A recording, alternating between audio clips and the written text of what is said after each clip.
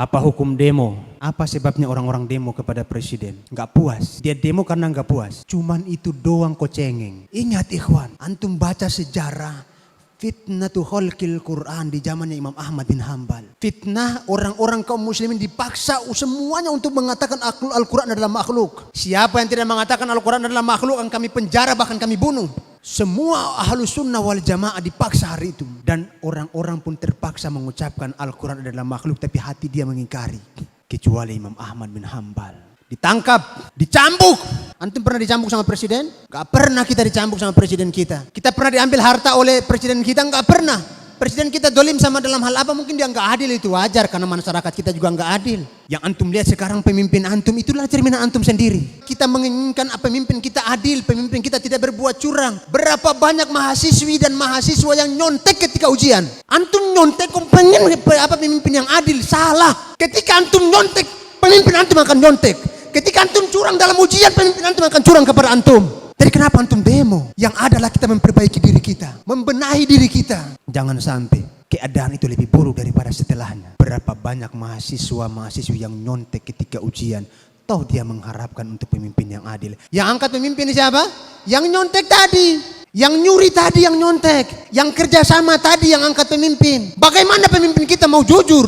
Bagaimana pemimpin kita mau adil kalau antum yang angkat pemimpinnya? Sekarang kita kenapa demo? Kenapa kita protes? Jujur ketika anda lihat orang-orang demo itu benci kali anda sama. Bukan anda benci kepada orang Islam, tapi anda benci dengan perilaku mereka demo. Ingat Imam Mujahid ketika menafsirkan ayat doa orang-orang mukmin, waja'alna lil muttaqina imama, dan jadikanlah untuk kami Allah pemimpin-pemimpin yang bertakwa di antara kami. Apa kata Imam Mujahid? Kalian tidak akan mendapatkan pemimpin yang bertakwa illa antasluka maslakal muttaqin, kecuali kalian berpedoman sebagaimana pedoman orang-orang yang bertakwa, baru kalian akan mendapatkan pemimpin yang bertakwa. Sampai-sampai para ulama kita mengatakan apa? Kalau seandainya, antum dengar baik-baik ini perkataan, bukan perkataan aneh, ini perkataan para ulama. Kalau seandainya cambuk yang digunakan untuk memukul Imam Ahmad itu dipukulkan ke onta, pasti onta itu akan mati. Siapa di antara antum pernah dicambuk seperti itu?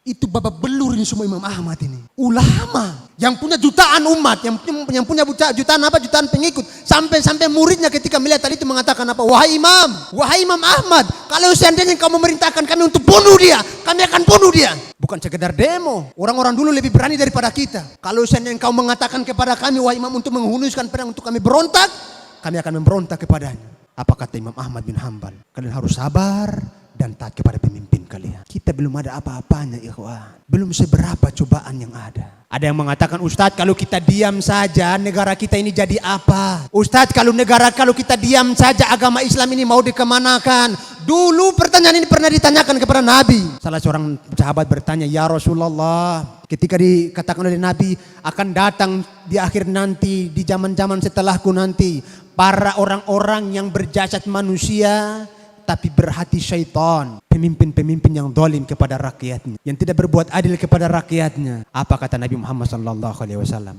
Nabi tidak mengatakan kepada dia, kalau kau diam saja agamamu nanti mau dikemanakan. Tapi Nabi berpesan kepadanya.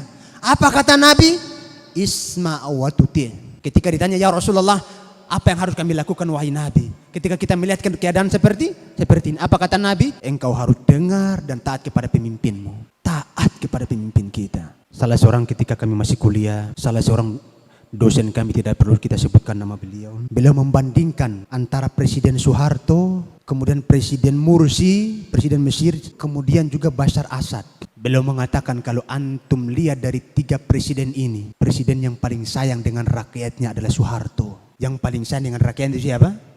Soeharto. Ketika terjadi kudeta, itu banyak militer yang masih senang sama dia. Kalau hari itu dia mempertahankan jabatannya sebagaimana jabatannya Mursi mempertahankan jabatannya, habis semuanya itu masyarakat yang ada di lapangan Merdeka. Ditembak mati semuanya. Kalau dia suruh waktu itu. Tapi karena dia sayang kepada kaum muslimin, dia rela mengundurkan dirinya. Bila diturunkan itu mau menghilangkan apa? Korupsi. Tapi semakin baik enggak korupsinya? Semakin buruk. Makanya benarlah kata Syekhul Islam Ibnu Taimiyah ketika membahas masalah ini, beliau mengatakan tidaklah satu pemimpin pun dikudeta, melainkan pemimpin setelahnya jauh lebih buruk daripada pemimpin yang dikudeta. Tidaklah satu pun pemimpin dikudeta. Antum harus patah telinga baik-baik. Tidaklah satupun pemimpin dikudeta, melainkan akan datang pemimpin setelahnya jauh lebih buruk daripada pemimpin yang dikudeta. Betul apa yang dikatakan oleh ulama kita. Ulama kita mengukur dengan ilmu, bukan mengukur dengan perasaan. Sehingga ulama kita sekelas Imam Ahmad bin Hanbal, apa kata dia? Kalian harus bersabar. Bersabar itu jauh lebih baik daripada kalian memberontak. Demo hendaklah jangan antum ikuti. Ketika antum didemo oleh masyarakat satu RT, antum malu nggak kira-kira? Antum malu kan? Ini pemimpin kita di demo, yang namanya dikenal oleh semua orang, dipermalukan di hadapan masyarakat, belum di kalangan masyarakat. Apakah layak seperti itu kita sebagai agama Islam? Apakah layak seperti itu kita sebagai umat Islam? Apakah layak seperti itu kita sebagai umat yang beradab, umat yang berakhlak, umat yang berperadaban? Tidak ada solusi kecuali kita harus bersabar. Tidak ada jalan yang lebih selamat kecuali mengamalkan wasiat Nabi. Isma' wa tuti' wa in daraba dhahraka wa akhadha malak.